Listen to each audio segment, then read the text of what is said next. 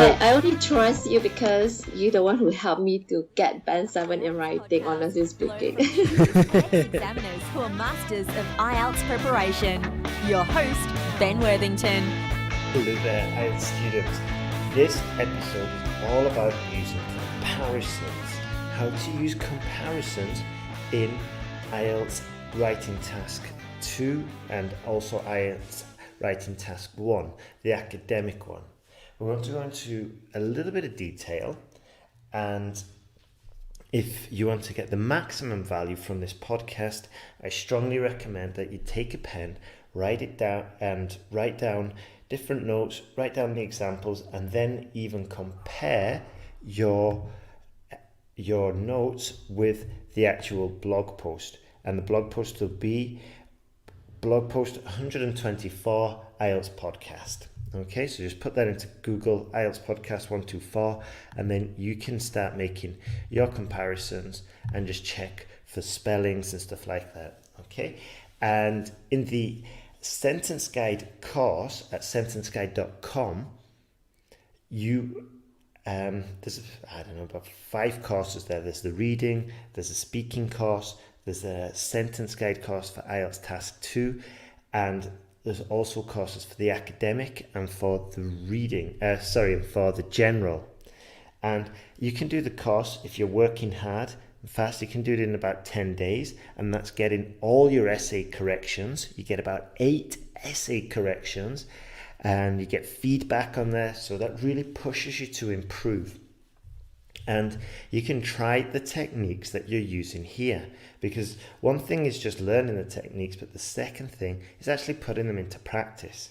And that's why there's so many essay corrections included in the actual sentence guide, to make sure that you do actually, that you are actually learning this material and putting it into action and using it. So let's get straight into it. So we can use comparisons basically in 2 different ways.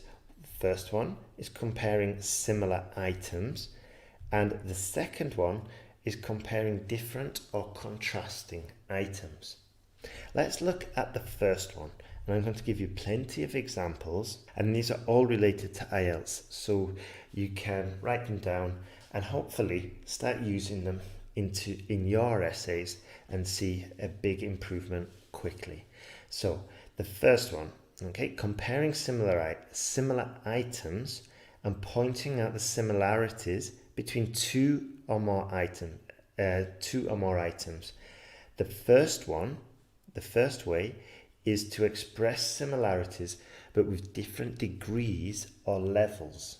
Okay, so the items share the same characteristics and qualities, but their intensity or the quantity is less or greater than the other.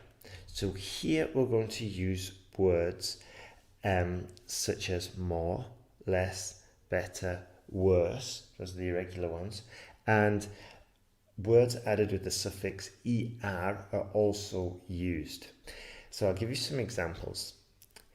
Discrimination against women in economic, social and political aspects of society appears to be more severe in developing countries than it is in wealthier ones. Okay, so we're using the same, it's like the same subject. Discrimination is more in developing countries, or appears to be more in the developing countries than it is in wealthier countries. Okay, so the second one, the integration of technology into our everyday lives has been beneficial to many, but its accessibility is less apparent in the members of the lower class than in those who are members of the high and middle class societies. Different degree of technological integration between the classes of society. Here the key phrase was, but its accessibility is less apparent in the members of the lower class than in those who are members of the higher or middle class societies. Okay, next one. Next example. The development of chemical weapons in some countries are among the growing concerns in the world, but the intensifying effects of global warming is a more pressing issue that the world needs to address urgently. Here, you might be confused into thinking we're comparing two different things, but the main sort of like element of comparison here is growing concern, okay? This is a bigger growing concern than this, okay? Or A is a more growing concern than B. So that's the first way how we can express similarities but with different degrees or different levels, okay? And we're comparing similar items. The second way is to express similarities in a different way but with two sentences. Here the words and phrases similarly are in a similar pattern, okay? So I'll give you an example. Books are a wealth of knowledge. Similarly, the internet is a learner's paradise. It just needs to be used purposely and moderately. Another example would be, men are said to be the strength and protector of mankind. In much the same way, women are deemed as the heart and soul of humanity. So it's two comparisons, okay, and we're just using it in two different sentences. And the first sentence probably going to be a little bit shorter, and then immediately after we're using a phrase such as similarly, or in much the same way, or in a similar way. But the important thing here, it has to be immediately afterwards. And do not worry about using a short sentence with one clause. The key is variety. In fact, shorter sentences are usually clearer and easier to understand, which will help you in your coherence score. However, if you overuse short sentences, then your essays can start to sound a little bit choppy. Anyway, I digress. Let's go on to the next example. In the very early stages of our lives as infants, we are very dependent on others for our every need. In a similar way, when we reach the latter years of adulthood, we lose or weaken our faculties and resume dependency on others. Two different things there, and we've linked it together in a similar way. I'll just go over these phrases again because they're useful, and especially if you're using that structure of a short sentence immediately followed by the comparison in the next one. So these ones would be similarly, in much the same way, and in a similar way. There's also another one which is called in like manner, but it just sounds awkward. So you don't have to use that one. Now, the second way you can give comparisons is by comparing different or contrasting items. And we can do this by pointing out the differences between two or more items. The first one would be comparing with one sentence. The phrases that we will use in these sentences will be while, whereas, however, but, in contrast to, compared with. Okay, and there's a few more, but I would recommend just getting familiar and confident with 2 or 3 of these. And by the way, you need about 2 or 3, possibly more, because you want to avoid repetition. And also, wherever possible, instead of using but, use however. So this is like a more formal version, an academic way. And likewise, with your speaking, it's probably better to use but, because not that many people use however when they speak. I mean, it can be used and it's not totally informal. I guess variety would be the best way. If you keep using however, people might think you're a little bit, yeah. So just a little bit of variety there. Anyway, let's have a look at the examples. Adults deem play as a fun, leisurely activity, comma, whereas, comma, children deem it as a serious business.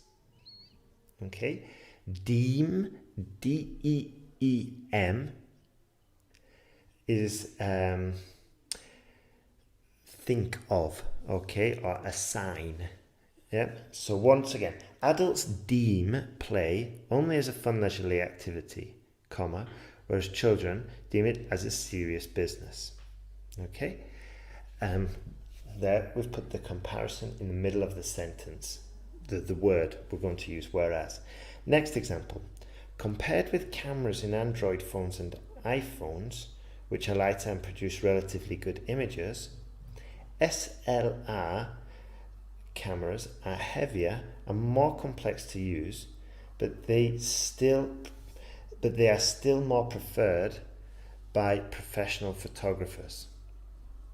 So here we've started signaling at the beginning of the sentence that we're going to make a comparison.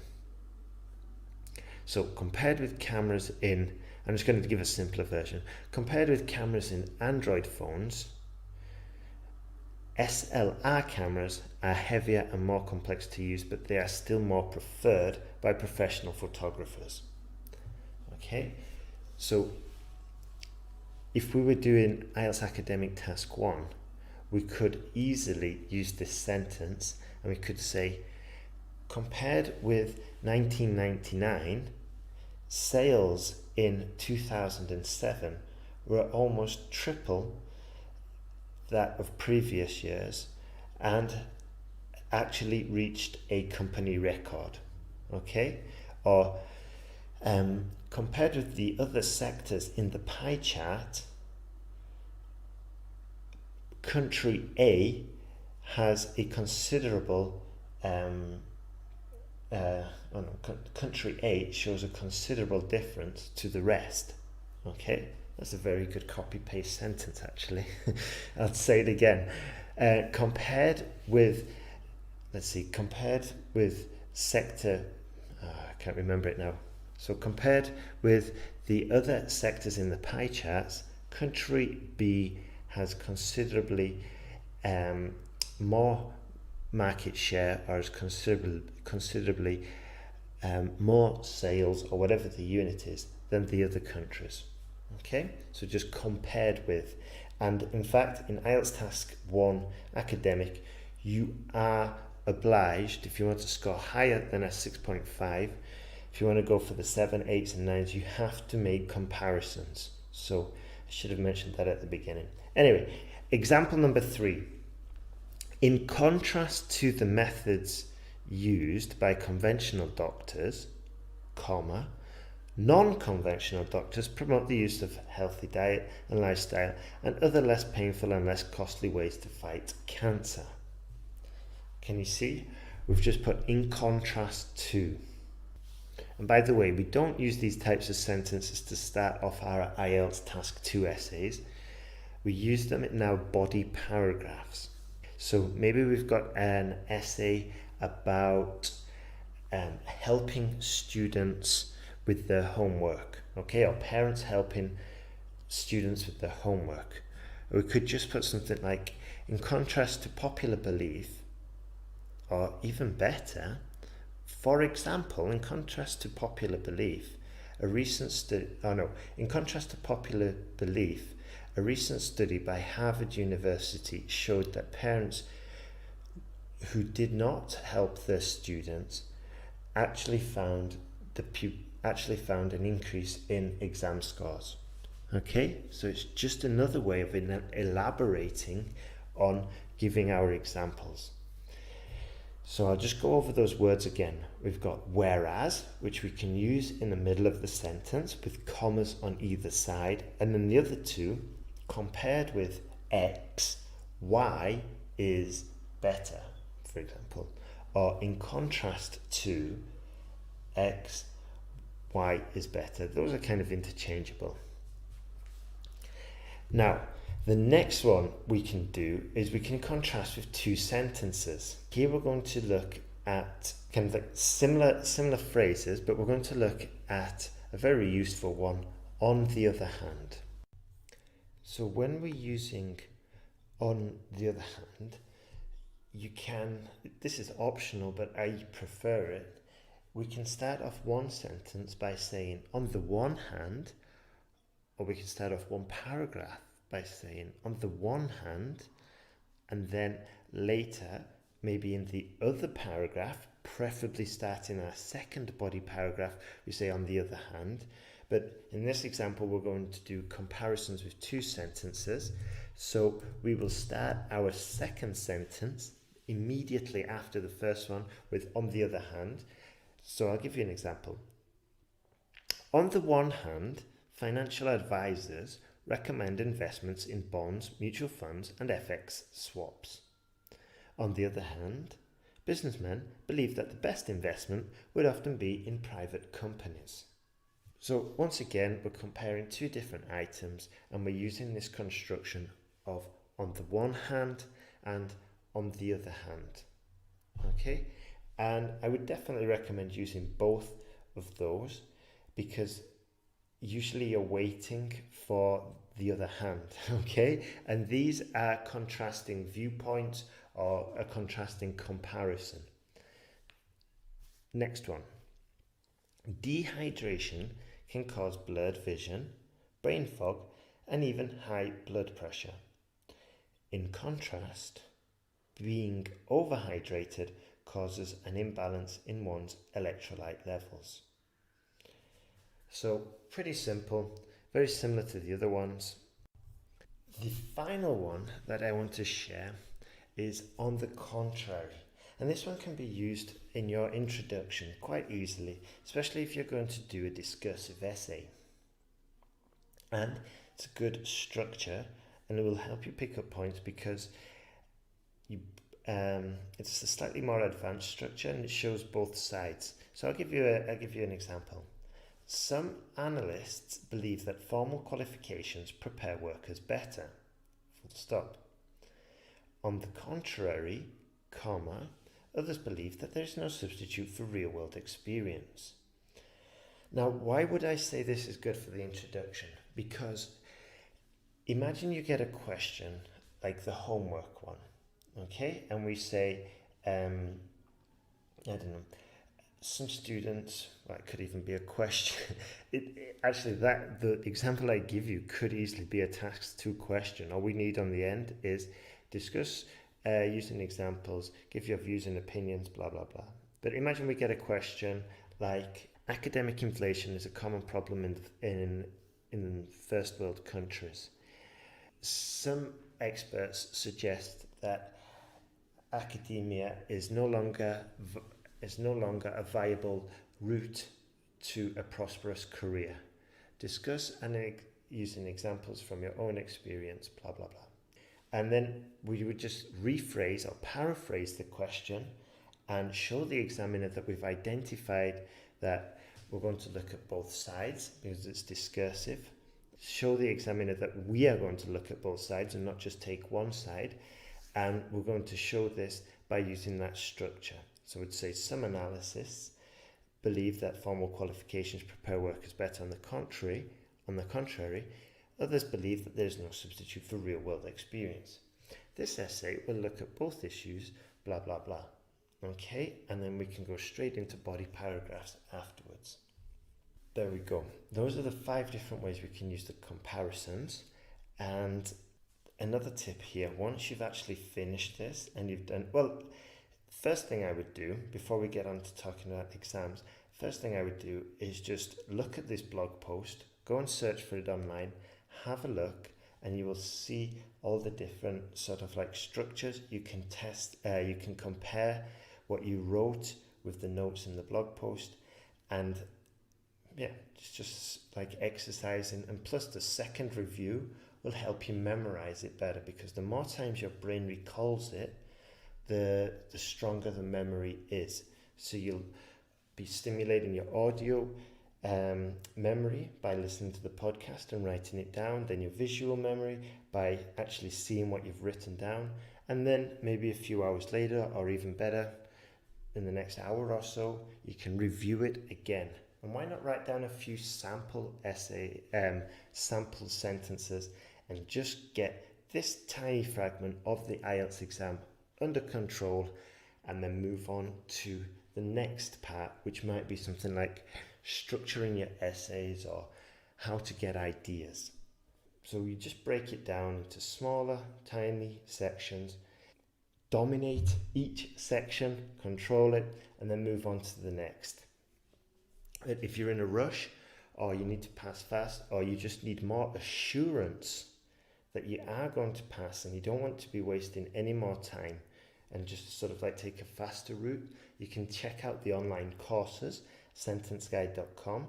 If you're not there yet, if you don't think you need a course, still suggest you go to IELTS Podcast, sign up to the email list, and you'll get lots of tutorials, and you'll get notified when there's new podcasts coming out as well.